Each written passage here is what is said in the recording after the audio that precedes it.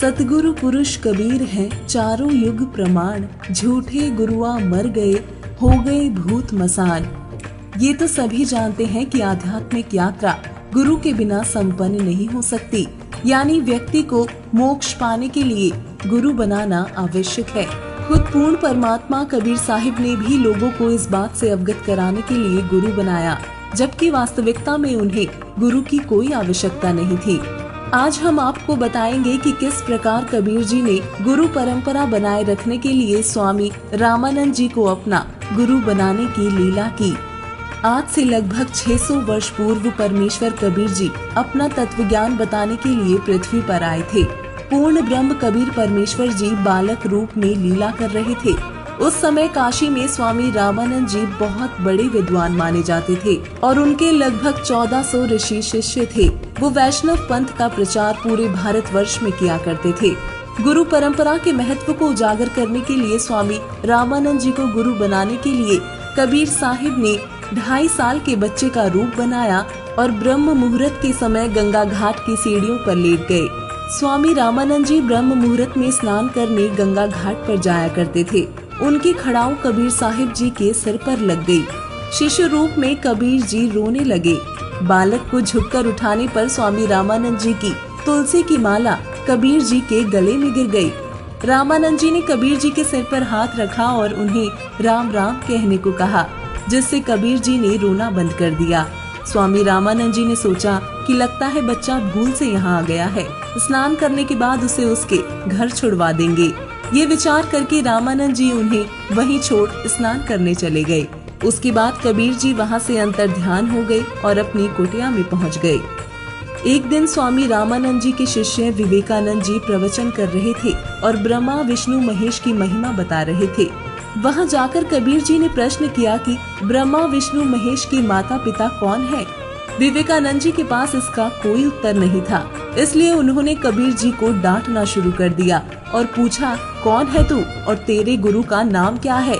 तब श्रोताओं ने बताया कि कबीर जी जुलाहा जाति से हैं। तभी कबीर जी ने विवेकानंद जी से कहा, मेरे गुरु आपके भी गुरु हैं। मैंने स्वामी रामानंद जी से दीक्षा ली है। विवेकानंद जी ने हंसते हुए कहा, स्वामी रामानंद जी नीची जाति के लोगों को दीक्षा नहीं देते। मैं स्वामी रामानंद जी को बताऊंगा और वो तुम्हें दंड देंगे। अगले दिन स्वामी रामानंद जी के सामने कबीर जी को लाया गया। स्वामी रामानंद जी ने अपनी झोपड़ी के सामने एक पर्दा लटका दिया था, क्योंकि स्वामी रामानंद जी नीची जाति के लोगों के दर्शन तक नहीं किया करते थे। उन्होंने पर्दे के पीछे से पूछा, तुम कौन हो। कबीर जी ने उत्तर दिया, मैं इस सृष्टि का रचनहार हूँ। ये सारा संसार मुझ पर आश्रित है। स्वामी रामानंद जी नाराज हो गए। उन्होंने कबीर जी से और प्रश्न पूछे, जिनका उत्तर कबीर जी ने बड़ी ही शांति और विनम्रता से दिया। स्वामी रामानंद जी ने सोचा कि बालक के साथ चर्चा करने में समय लगेगा, पहले अपनी धार्मिक साधना पूरी कर लेनी चाहिए। पर्दे के पीछे स्वामी रामानंद जी ध्यान में मानसिक पूजा कर रहे थे और कल्पना कर रहे थे कि वो भगवान विष्णु की मूर्ति को स्नान करवा रहे हैं, फिर उस मूर्ति को मुकुट पहना रहे हैं।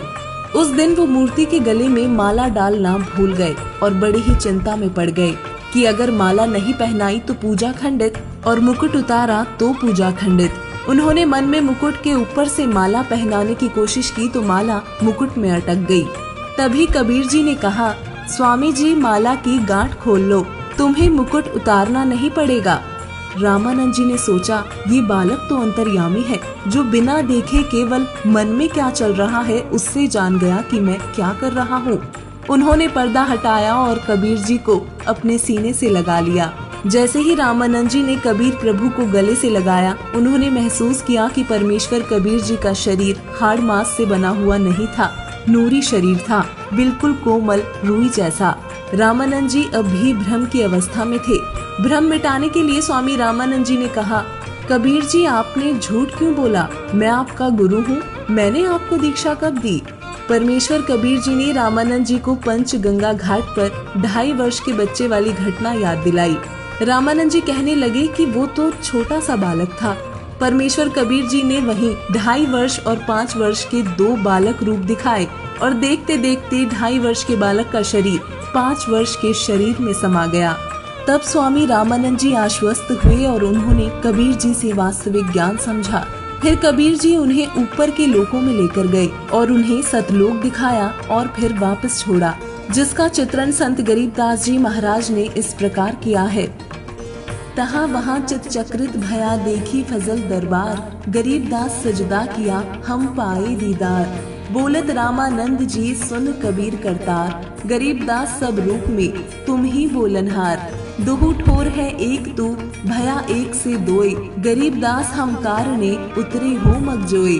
तुम साहिब तुम संत हो तुम सतगुरु तुम हंस, गरीबदास तुम रूप बिना और न दूजा अंश।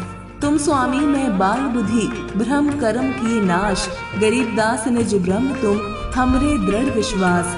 सुन बेसुन से तुम परे उरे से हमरे तीर, गरीबदास सरबंग में अविगत पुरुष कबीर। जिसकी बात कबीर परमेश्वर जी ने रामानंद जी को सांसारिक दृष्टि से अपना गुरु बनने के लिए कहा, ताकि आने वाली पीढ़ी गुरु के महत्व को पहचाने। परमेश्वर कबीर जी की संपूर्ण वास्तविकता जानने के बाद रामानंद जी ने कहा कि प्रभु मैं कैसे आपका गुरु रह सकता हूँ, मेरी आत्मा मुझे धिक्कारेगी। तब परमेश्वर ने कहा कि ये मेरा आदेश है, आप गुरु परंपरा बनाए रखने के लिए आप मेरे गुरु बने रहो, लेकिन जैसे भक्ति मैं बताऊं ऐसे करते रहना। स्वामी रामानंद जी ने इसे स्वीकार कर लिया। इस प्रकार परमेश्वर कबीर जी ने गुरु परंपरा बनाए रखी और लोगों को सही मार्ग दिखाया। परमेश्वर से प्राप्त दिव्य ज्ञान के आधार से आदरणीय संत गरीबदास जी कहते हैं, गरीब रामानंद से लक्षी गुरु त्यारे शिष्य कई भाई, चेलों की गिनती नहीं पद में रहे समाये। अर्थात परमेश्वर कबीर जी ने स्वामी रामानंद काशी वाले जैसी लाखों आत्माएं पार की, रामानंद जी को गुरु बनाकर पार किया, और जो शिष्य बनाकर भवसागर से पार किए उनकी तो गिनती ही नहीं की जा सकती। दर्शकों आपको बता दें, वर्तमान में कबीर परमात्मा की वास्तविक भक्ति जगत गुरु तत्वदर्शी संत रामपाल जी महाराज जी द्वारा बताई जा रही है।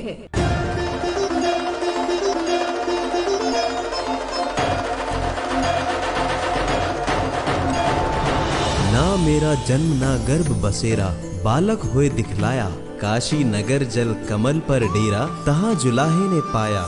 माता पिता मेरे कछु नहीं, ना मेरे घर दासी, जुल्हा को सूत आन कहाया, जगत करे मेरी हांसी। जगत गुरु तत्वदर्शी संत रामपाल जी महाराज जी के सानिध्य में परमेश्वर कबीर जी के प्रकट दिवस पर 20, 21 और 22 जून 2024 को नेपाल सहित भारत के 11 सतलोक आश्रमों में 3 दिवसीय महासमागम का आयोजन किया जा रहा है।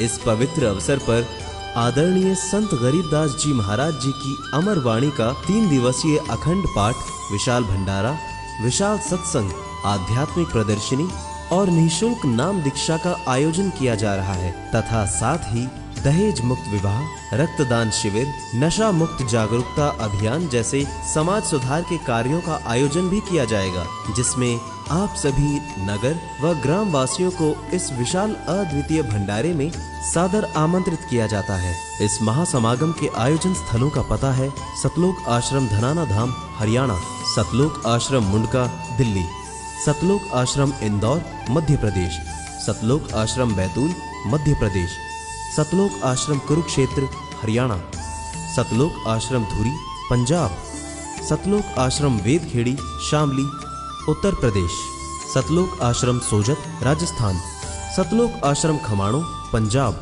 सतलोक आश्रम भिवानी हरियाणा, सतलोक आश्रम धनुषा नेपाल। सत साहेब।